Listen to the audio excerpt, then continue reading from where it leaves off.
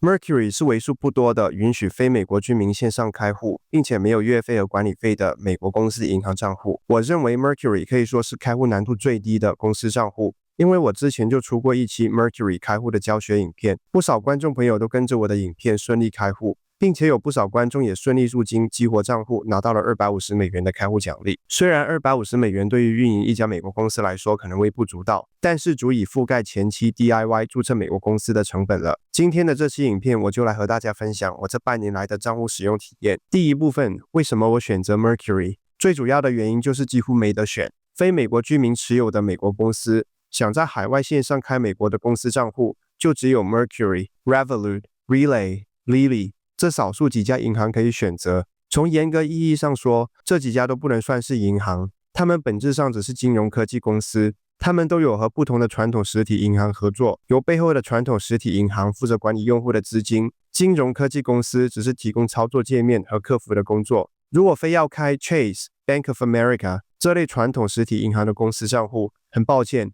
你必须亲自飞一趟美国，而且这些美国的头部银行对你的公司业务是否认可也是未知数，所以传统的实体银行我建议各位就不要考虑了，除非你未来有计划真的去美国旅游，然后顺便去银行开户，否则单纯为了开户飞一趟美国，万一银行不认可你的业务，拒绝开户，那就亏大了。至于为什么我从 Mercury、Revolut、Relay、Lily 这几家银行中选择了 Mercury， 是因为对大部分刚成立美国公司的新手来说， Mercury 可以说是综合成本最低，也是最值得优先申请的商业账户。这几个账户的费用我也做了一个详细的对比表格，各位可以暂停影片阅读。第二部分，开户到底难不难？我个人认为开户难度极低，只要你有美国公司、EIN 公司税号、有公司网站或者业务网站，真的有在正常经营业务， Mercury 基本上都会批准。我之前已经做过完整的开户教学影片了，因为我已经开过了，我不可能再开一次，所以这期影片我不会再演示如何开户。即使账户的开户门槛很低，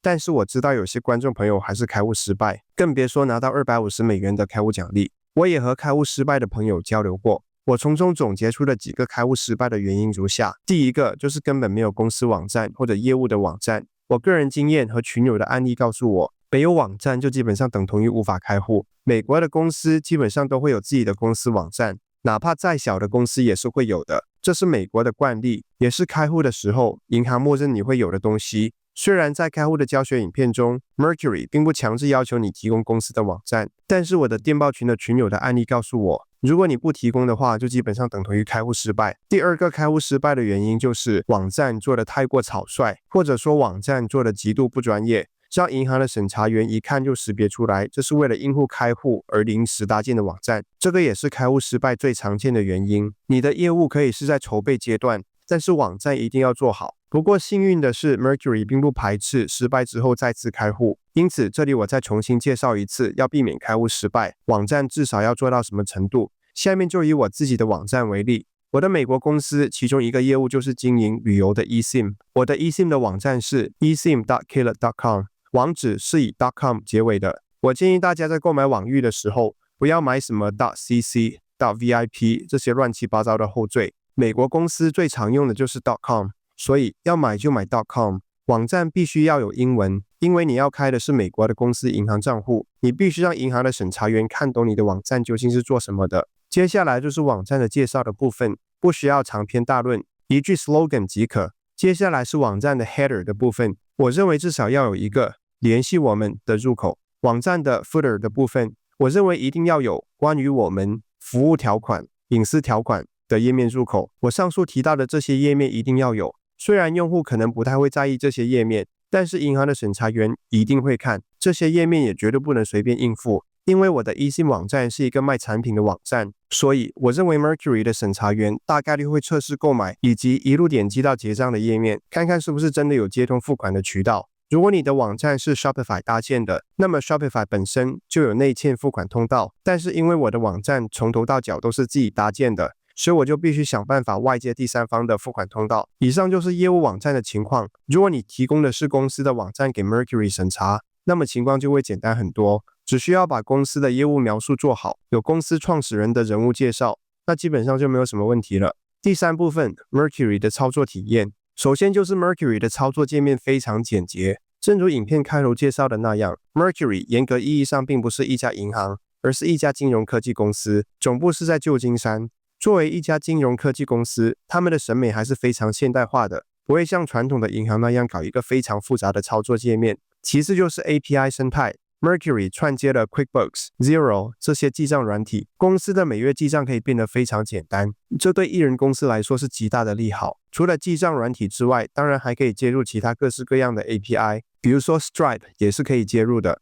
我的eSIM网站就是用 Stripe 收款的，我把 Stripe 和 Mercury 进行关联之后， Stripe 的资金就可以直接打入到 Mercury 的账户，甚至你还可以把 Mercury 的 API 接到 Codex 这类 AI agent 那里，让 ChatGPT 直接读取你的 Mercury 的金融账户资料，协助你记账和提供财务的建议。Mercury 还会自动帮你的账户的收入和支出进行自动的分类，比如我的 Cloudflare 的支出 ，Mercury 可以自动识别到这是软体的订阅费。Stripe 打来的款项 ，Mercury 可以自动识别到这是我的公司的收入。YouTube 打给我的广告费，它可以识别到这是公司的业务收入。而 Mercury 开户时候的$250的开户奖励，它也可以识别到这是 Other Income。也就是说，即使各位不想用 QuickBooks、Xero 这类付费的记账软体，也可以自己整理账户的交易，轻松完成分类和对账，不像传统银行的界面那样需要自己把交易记录全部导出来，在 Excel 表格里面自己一个一个去重新分类。最后就是最多人关心的 Mercury 也有提供商业信用卡，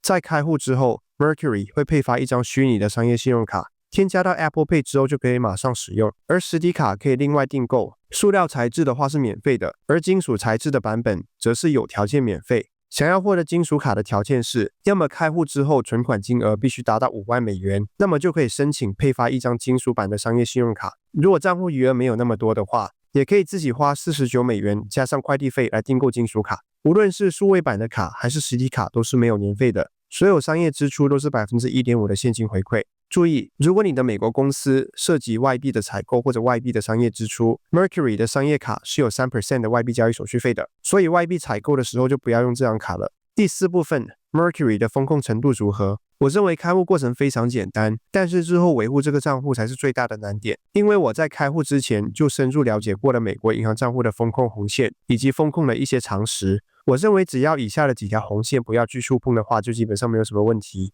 首先就是加密货币。Mercury 的官方文档已经明确说明了，禁止将账户用于加密货币的交易。虽然 Mercury 是欢迎 Web3 的公司，但是使用 Mercury 账户来购买和出售加密货币就是违规的行为。我的理解就是，你可以是一家研发加密货币技术的公司，并且使用 Mercury 来应付公司的各种支出，但是你不可以把 Mercury 账户当作买卖加密货币的通道。大额资金的快进快出也是高风险的行为，除非你能够拿出资金的来源证明或者是合同证明来应付 Mercury 的审查。其次就是公司混用，我还真见过有人拿 Mercury 的商业信用卡用于个人消费。我就在想，即使 Mercury 会放过你，那年底的时候这笔账要怎么做？公司混用就是给自己找麻烦的行为。各位有美国公司的朋友，切记商业信用卡绝对不能用于个人消费。至于网络环境，以下的关于 IP 的判断只是我的个人经验。我个人认为 Mercury 不太会在意你的 IP 所在地，他们在意的是你的 IP 是否干净。我们无法得知 Mercury 的风控模型究竟是怎么样的，因为风控模型属于商业机密，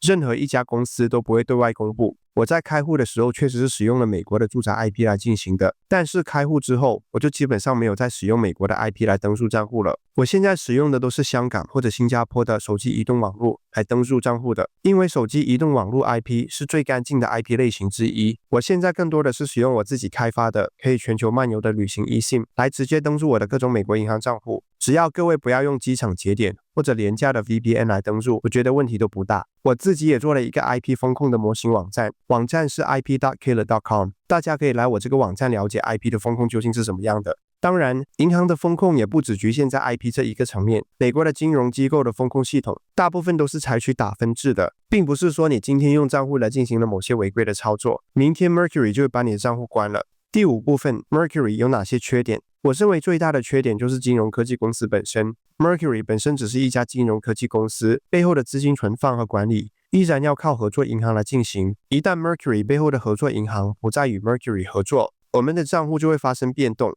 虽然我们的资金依然是安全的，但是账户的账号有可能会有所改变。如果你的旧账户绑定了很多平台，换账号也是一件非常麻烦的事情。这也是金融科技公司的硬伤，可能每隔几年就会发生一次合作银行的变更。其次就是 Mercury 的商业信用卡，卡片的名字叫做 Mercury IO。这张卡的优点刚刚已经介绍了，没有年费，所有交易都是 1.5% 的现金回馈。大部分的用户在账户开通并且成功注资之后，基本上就可以马上获得 Mercury IO。这是一张以 Mercury 存款额度作为基础的商业信用卡。当你的公司账户余额没有达到15000美元之前，这张信用卡的机制是每日强制还款，信用卡的额度也不会超过你的存款余额。当你的账户余额达到15000美元之后，就能符合更高额度以及按月还款的资格。所以在你的账户存款没有达到15000美元之前，你的这张商业信用卡对你的公司的现金流没有什么太大的帮助。况且 Mercury 的商业信用卡是有外币交易手续费的，刚刚也说过了。Mercury 还有一个缺点就是客服，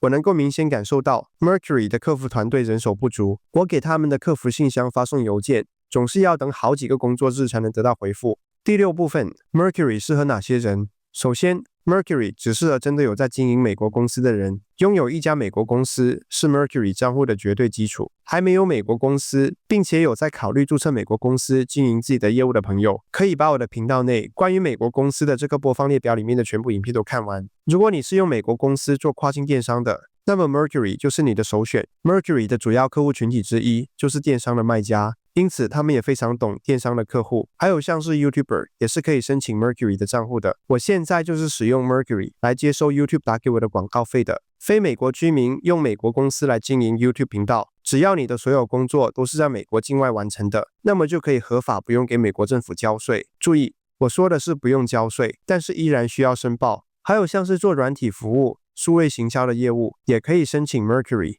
比如我的影片前面就展示过的我的 eSIM 这个网站就是属于软体服务，还有像是数位游民也可以开立 Mercury 账户，因为 Mercury 在美国境内的美元汇款还有美元的国际电汇都是没有手续费的，非美元的国际汇款也只是收 1% 的手续费，非常适合跨国线上做全世界生意的数位游民。另外就是如果你用美国公司注册了券商账户，比如说是盈透证券就允许非美国居民持有美国公司来进行开户，那么这个时候你也可以用 Mercury 账户来给券商账户进行入金。以上就是 Mercury 这半年来的使用体验。如果还没有 Mercury 账户的观众朋友，可以去看我这一期影片。已经打算申请 Mercury 的朋友，我也把开户邀请链接放在了影片的资讯栏内。最后再来简单介绍一下我自己开发的 eSIM 网站。正如我影片前面提到的，我现在登入美国的账户已经不再使用美国的住宅 IP 了，我现在使用的都是自己开发的 eSIM。我的 eSIM 在中国大陆也能用，在中国大陆使用的话 IP 只是新加坡或者香港的 IP， 可以不需要使用 VPN 就能访问 Gmail、